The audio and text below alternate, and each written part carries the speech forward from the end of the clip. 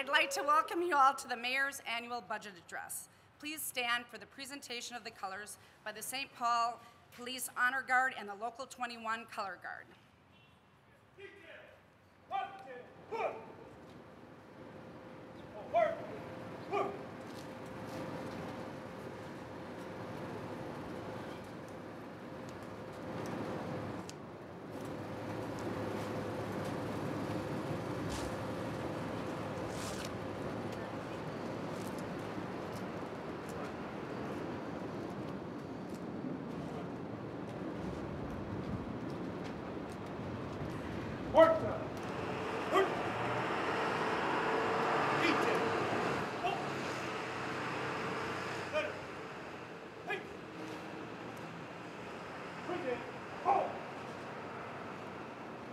I pledge allegiance to the flag of the United States of America and to the republic for which it stands, one nation, under God, indivisible, with liberty and justice for all.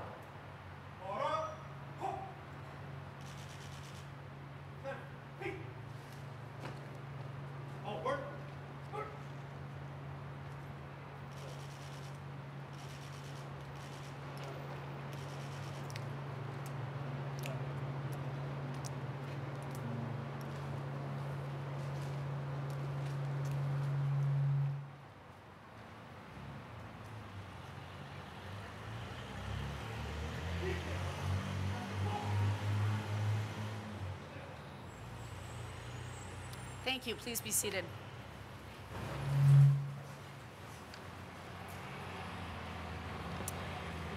Every year, the mayor presents a budget to the City Council for our review. The process we use is laid out in our city charter. There are specific dates and actions that we need to follow. This framework gives us the structure that we use. And although the mayor officially presents his budget in August, the work of the administration and the council in preparing for this day goes on all year. It would be great if one of these times we could just pass the budget in December and be done with it, but that's no longer the world we live in. We also know that budgets are partnerships. The mayor has to work with his department directors, city employees, and the city council to bring us to today. He has to be able to explain his priorities to the public as well. The mayor added to the partnership this year by inviting folks to attend listening sessions, which provided information about the city budget. This education piece is a part of the work that needs to be done. Giving people more information about where our money comes from and where it is spent shows the strength of this connection. We have worked really hard these past 6 years, and a result of that work is a structurally sound budget that has brought stability to the city's finances. Managing the budget well means we can continue to make crucial investments that help build our community. The mayor has been very forthcoming as to what his priorities are for the 2013 budget, and today we will hear an overview of that vision. Please help me in welcoming Mayor Chris Coleman.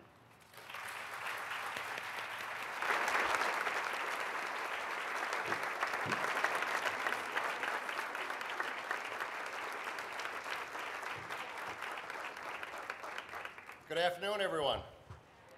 It always worries me as to whether two people can stand on a platform like this at any given time. As I was sitting here listening to Kathy's introduction, thank you, by the way, Kathy, for once again introducing me. I thought two things. First of all, it was looking a little funereal up here with all of these flowers, so I hope that that's not indicative of anything. And second of all, it is a daring politician that allows baskets full of ripe tomatoes anywhere near a budget speech. So at least give me a little credit for that. I appreciate that, thank you. In addition to Kathy's thank you for her introduction, I also want to thank Jack Gerton from the Farmers Market, Jim Golden of Golden's Deli, who's provided some refreshments for us, and Jill Wilson, who's graciously corralled a few food trucks for us down here, kind of part of the vitality of downtown. Thank you all for your support of this event. Over the past several weeks, council members have gathered in coffee shops across the city of St. Paul. We've talked to citizens and residents of the city. We've read dozens of emails from concerned individuals. My office has fielded calls from across the city. We heard a lot about the importance that people placed on certain services.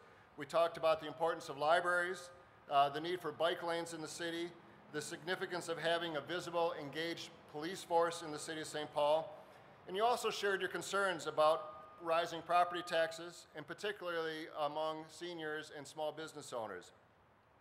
I really want to thank everyone that gathered in those coffee shops and everyone that we've heard from, whether it was a city employee or whether it was a resident of the city of St. Paul or a business owner. It is so critically important that we hear from you, that we understand what your concerns are so that we can put together a budget that reflects those concerns. You are the reason why I love being mayor of the city of St. Paul. Even when I don't always agree with you, I still love hearing from you, I still love engaging with you, and this process has really been just a great couple of weeks, couple of months, just to be able to hear from all of you. Thank you so much. This is my 6th budget address. There have been familiar themes throughout all of those budgets.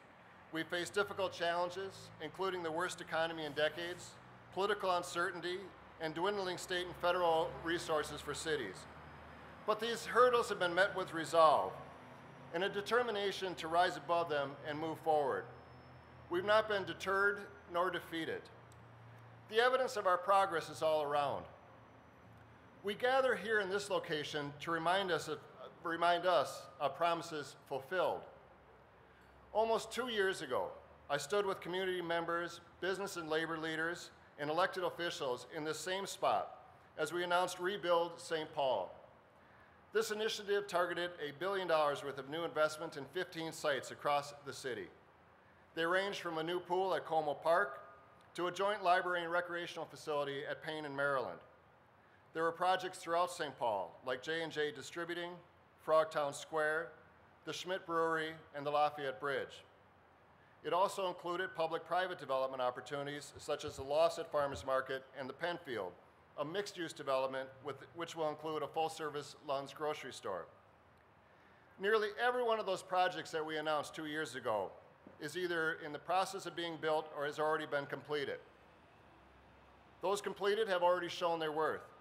Whether it's the farmers market lofts across the street, which was fully leased since before the grand opening, or the Como pool, which has been filled almost every day this summer. Other projects where ground has been broken are already changing the landscape.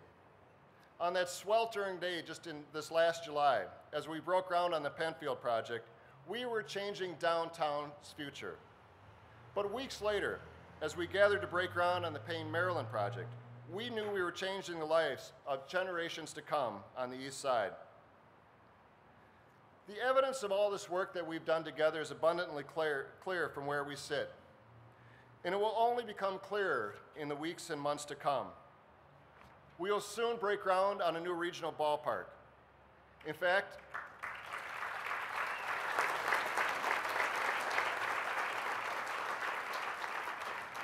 we kind of have to, because Louis Jamboy and the Port Authority own that property now, and they want us to get this project done. Let's move it forward.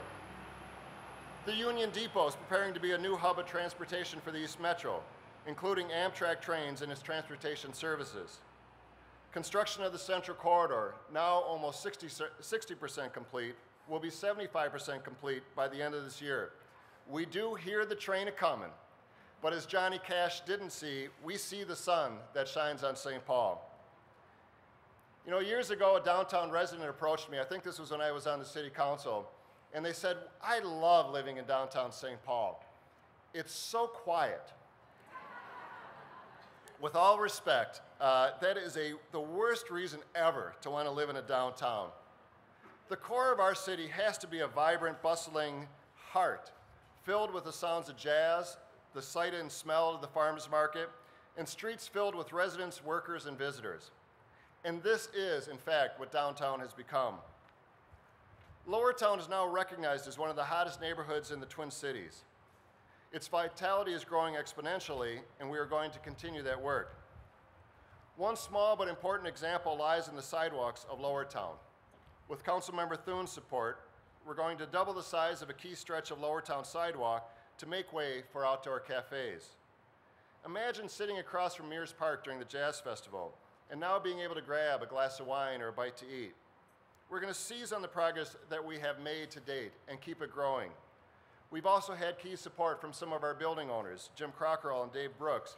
They have supported this effort to expand our sidewalks and to increase our vitality, and I want to give them a debt of gratitude from the City of St. Paul for their support.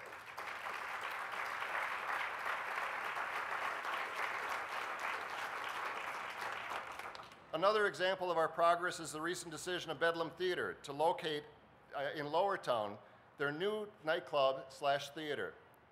Executive Director John Beakey stated that he was quoted in the paper stating that just a few years ago it would have been suicidal to locate in downtown St. Paul. John is here with us today. John, where are you? John's over here. Let's all let John know that he has made the right decision by locating in downtown St. Paul.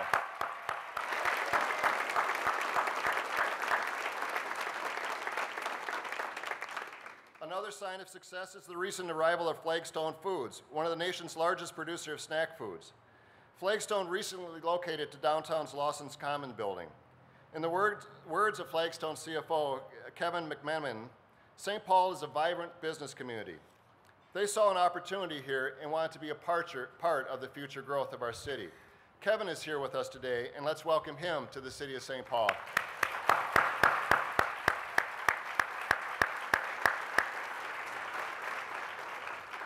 Lenny Russo, who owns the Great Heartland restaurant just to the north of us, penned an opinion piece a few weeks ago in the Star Tribune that was titled, "St. Paul's Renaissance is Real." He's right.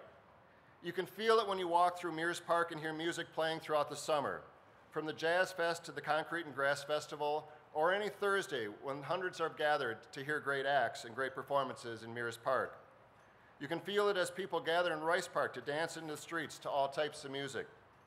You can feel it amongst the hundreds of thousands of people that were gathered below the grand dome of the cathedral to watch competitors hurl themselves down the crashed ice course. I was one of them. That wasn't my proudest moment. You can also see it among the thousands of people that are lucky enough to get one of the tickets to the St. Paul Winter Carnival's newest, hottest event, the Beer Dabbler. All of this progress is great, but if it had been built on a weak foundation, any ill will might cause it to crumble. That's why central to all of the work that we are doing is building our city's future on firm financial footings. Every day we hear cities across the country that are struggling because they haven't been honest about what it takes to build great communities. Recent history is peppered with an alarming number of citywide bankruptcies that have resulted. If you were with me 2.5 years ago at the Union Depot, as I was sworn in for a second term, you might recall that I drew the analogy between our city and a white pine. Now, you also may remember that I erroneously declared the white pine the state tree, which was not to be the case. I still like the comparison, though. Recall that the white pine is known for taking roots in less than desirable soil. It spends its first 10 to 20 years of its life establishing a dense, solid layer of roots before it grows up and out of the ground. That unbeatable layer of roots is necessary for the white pine to not just withstand being blown around by the heavy wind, but to thrive in the environment that is Minnesota. In St. Paul, we've spent the last 6 years establishing our solid roots by carefully minding the city's finances. We changed how the city does business. The city had used short-term solutions to solve long-term budget problems. Now, and for the last several years, the budget is structurally balanced, meaning we use ongoing solutions for ongoing spending.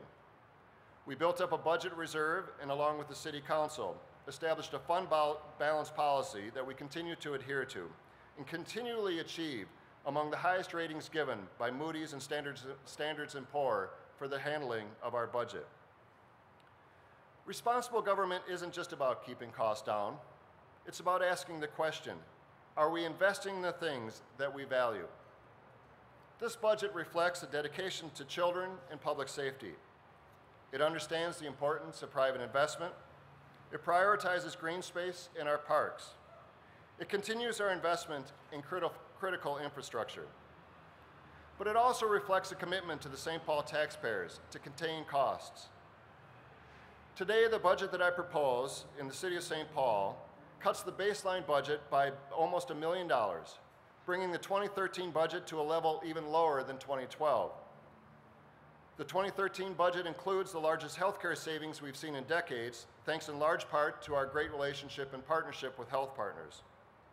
In order to bring the budget into balance, we'll need to increase taxes by 1.9%, but this rate is slightly below or level with the rate of inflation. As we have repeatedly lost state aid over the last 6 years, I have been adamant that our police and fire departments have as much support as possible to do their jobs efficiently and effectively. In spite of these state cuts, not one police officer or firefighter has lost his or her job. In fact, there are more firefighters on our force today than there have been in 18 years. I'm committed to continuing the tradition of protecting our fire and police departments, which in turn protects our residents. In the police department, we'll continue to have an authorized strength of 610 officers. Unlike last year, when Chief Smith held 7 positions vacant to stay within budget, we'll restore over $1 million in funding to the department in 2013. I've asked the Chief to move expeditiously to fill all vacancies quickly so that we will have as many officers on the street as we can. Our fire department has maintained its status as one of the best in the country. Fast response times continue, and the department enjoys a well-earned trust from St. Paul's residents. While other fire departments have been scaled back, ours has continued to invest in personnel, equipment, and training. It hasn't always been easy, and negotiations can be a little tense. Our firefighters take their responsibilities very seriously, and it's really hard to argue with a guy who runs into a burning building for a living. However, one thing that I value over all else is the opportunity for us all to have a seat at the table. Whether you're a provider of public safety services, a librarian helping a child to read, or a person working in the hospitality industry, it is a core value of St. Paul that you have a right to be a part of the discussion that shapes your work environment. And while at the end of the day, decisions must be made, they are better made when all voices have been heard. That's why we went through an extensive process of mediation to determine the best path forward for our fire department. The agreement reached last week was made possible through the efforts of Chief Butler, Local 21 President Mike Smith and his members, and a team that included Kathy Lantry, Russ Stark, George Latimer, and members of my administration. This agreement will ensure that we have the highest level of protection throughout the city, and that we will be able to maintain a full complement of 433 firefighters. These discussions are tough, but they're necessary, they're important, and they move us forward. Let's thank the Chief and the members of Local 21 for coming to this agreement.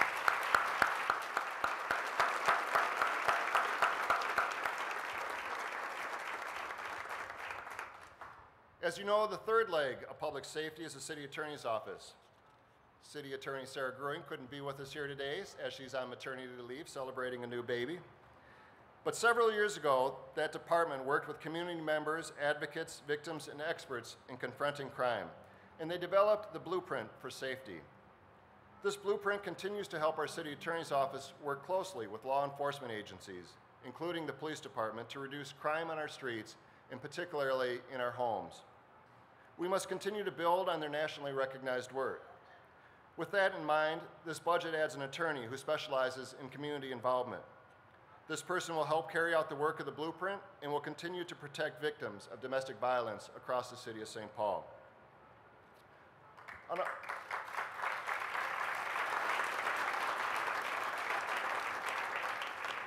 An often overlooked component of public safety is aptly named the Department of Safety and Inspections. We don't give a lot of thought to fire escapes, electrical work, and permitting when we eat at a restaurant, go to work, or move into an apartment. But their diligence ensures that each one of us is safe in the places that make St. Paul a great place to live and to work. As a city, St. Paul has not been immune to the ills of the housing crisis these past few years. The Department of Safety and Inspections has taken monumental efforts to assure that our housing stock is safe.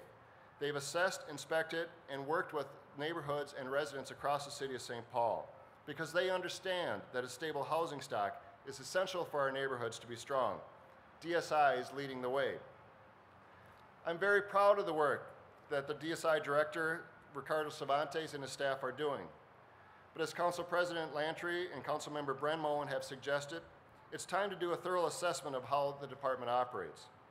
It will be an opportunity for us to examine how the department is run and how we can create a better, more efficient process for our customers, whether you're an already established business, a new prospective employer, or a resident of our city hoping to remodel your house. In the 2013 budget, we will set aside money to undertake an assessment, and upon completion of that assessment, begin to implement those recommendations. We will make sure that the Department of Safety and Inspections is among the best in the country and is doing the best possible job for the residents of the City of St. Paul.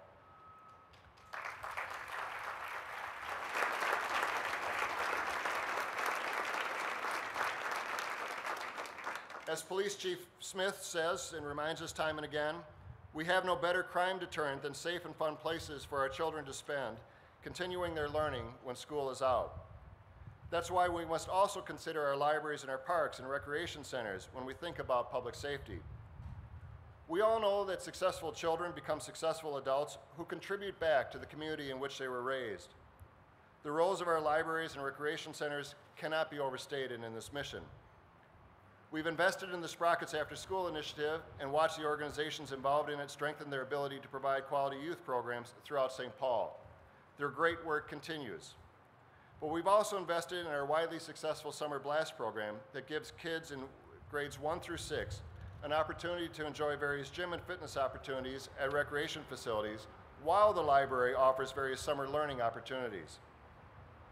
Among the great work that is happening in our libraries is reading time for children in their native languages and homework help for both children and adults after school, as well as computer classes offered in 7 different languages. For years, funding for these programs has come through community grants. Unfortunately, this funding is ending.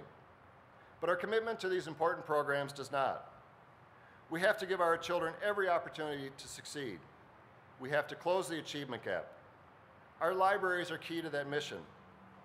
In the 2013 budget, there will be a slight reduction in hours at the Central Library, but it is consistent with our goals of focusing our limited resources where they are needed most.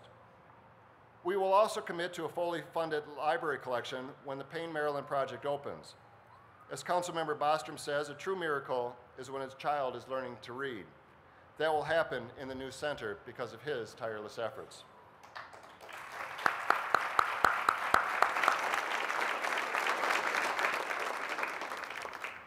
This year, we've invested $60,000 to kickstart our parent engagement program. And in 2013, I propose committing an additional $190,000 to that effort. We know that when parents are involved in their children's learning, their children are more likely to succeed. We see higher grades, test scores, graduation rates, and even better self-esteem. From parent academies to the Think College Early Fair, a college fair that aims to get students as young as 12 and 13 and their families to start planning for education after high school, this funding will go a long way to improving our children's chance for success. And just a few weeks ago, we applied for a second round of grants for the St. Paul Promise Neighborhood. We're hopeful about the results. St. Paul's Promise Neighborhood is the most promising program we've seen in years to battle the achievement gap and give our most disadvantaged youth the tools they need to succeed. That investment is perhaps the most important one that we can make, and I look forward to watching this program grow, thrive, prosper, and make a difference in the lives of our children. Several years ago, we began investing in overhauling and upgrading our technology and infrastructure system. This will continue at full speed in 2013. While difficult and expensive, it is absolutely essential that we undertake this project after years of ignoring our crumbling technology infrastructure. When completed, we will have re-engineered our business practices, saving time and money, and increased digital access to our residents. We'll also have invested in our critical emergency response system, allowing public safety personnel to communicate more efficiently with each other and other law enforcement agencies. The Frogtown neighborhood, represented by several members over here. You'll be surprised by this next line. They were a little vocal about their needs for green space, and along with the idea of creating a community farming area for all. The Frogtown Farms project will preserve a valued oak grove and provide a sledding hill for residents to enjoy during the winter. In a city known for its parks, it is important that all of our residents have access to green space. With that in mind, we are committed in 2013 to funding the Frogtown Farms project.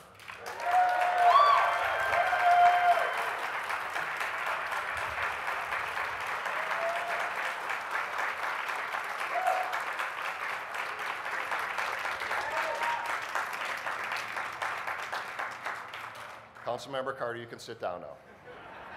I was going to thank you, but now I'm not even going to thank you for your efforts on that. Frogtown Farms, it's not just another effort to bring more parks to the city. It's an investment in the Frogtown community. Through this project, we're leveraging additional private sector investment in an underinvested area of the city. We know that the access to green space spurs economic investment, and we plan on utilizing that knowledge.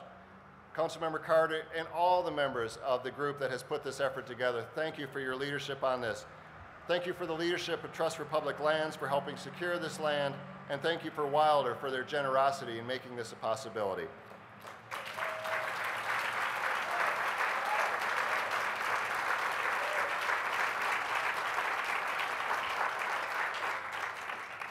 So much of our work is dependent upon the partnerships with the private sector.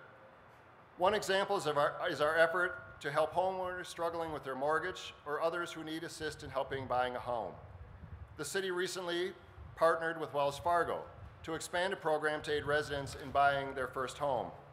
The program, called Neighborhood Lift, will educate residents on what is necessary to buy and own a home, make finding a home easier, and offer down payment assistance to qualified buyers. Those funds will be distributed in early September, and it's yet another example of where the private sector has made the work of the City of St. Paul so much easier. And I want to thank Wells Fargo for their partnership on this effort.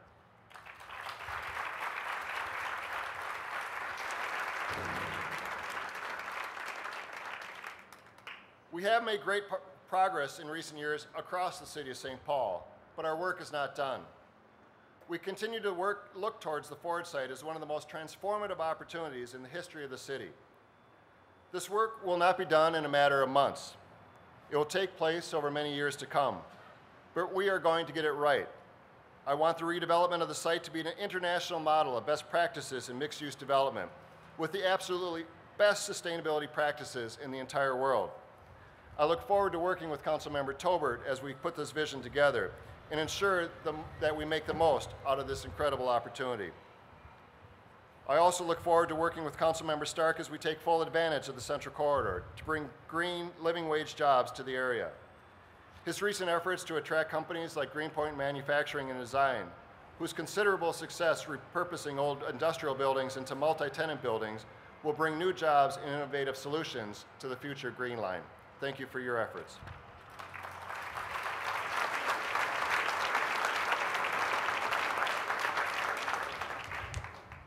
Years ago, as a law student at the University of Minnesota, I ran an orientation program for incoming students. It included the whirlwind tour of the Twin Cities that took 2 busloads of newcomers to our community around town. In Minneapolis, I took them to exactly 2 places, Mary Tyler Moore's house and Minnehaha Falls. I figured they'd figure out the rest of Minneapolis all on their own. But then I took them over to St. Paul. I took them down Summit Avenue, past the place where Fitzgerald penned his first novel, the place where Hill ran his empire, the cathedral, the Capitol, Rice Park, and eventually to Swede Hollow in the tasting room at Stroh's Brewery. It was my hope that they would see there was a magnificent city just across the river, even though I knew they would spend most of their times buried in books or just sneaking by to a nearby watering hole. A few weeks ago, I met a student from the University of Minnesota living in Mears Park. I asked how she ended up in downtown while going to school at the University Law School. She told me somewhat incredulously, "Are you kidding? All my friends from school want to be in downtown St. Paul." I knew at that moment that we were transforming our community. We've come a long way. We have a lot to be proud of in this city. Together, we have put down firm roots on sound financial footing and are soaring to great heights. You have made this all possible. Together, we're building the future of this great city. Thank you very much.